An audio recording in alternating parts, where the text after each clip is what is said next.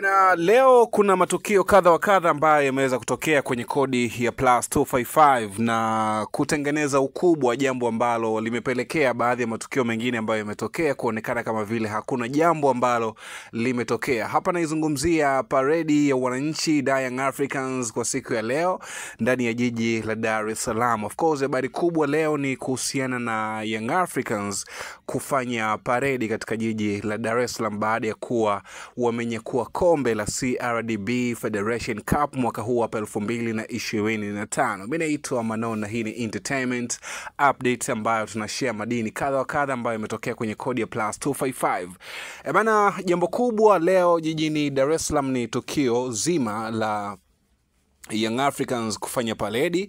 Of course, shughuli zilisimama kwa muda na kupisha watoto wa Jangwani, watoto wa Engineer Harris Said kuweza kuifanya paredi ya kusherekea ubingwa wa mataji ambayo wameyachukua kwenye kodi ya plus 255. Kama ujui ni kwamba Young Africans ndio mabingwa msimu huu wa ligi kuu ya NBC Tanzania bara, lakini kama haitoshi, hao Young Africans baada ya kuwatandika Singida goli za kutosha, of course wameweza kunyakua kombe la CRDB Bank Federation Cup kwa msimu huu hapa wa 2024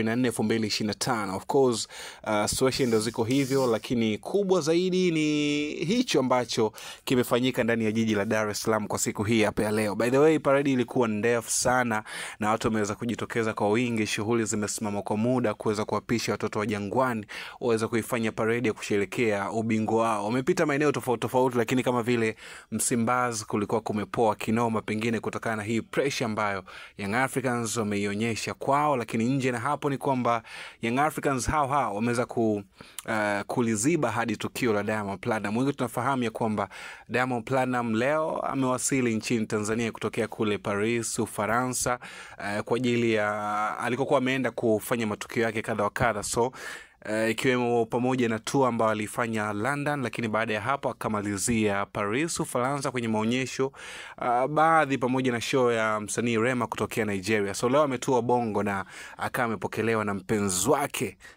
mahabuba wake ambaye ni Zuchu, ambaye pia ni msanii wa record label ambaye anaimiliki Diamond Platnumz, WCB Wasafi. Hii ni Entertainment Update ambayo pia imekusogezea moja kati ya matukio makubwa ambayo yametokea leo kuna kodi ya plus 255 na kufunika matukio mengine yasiweza kuonekana.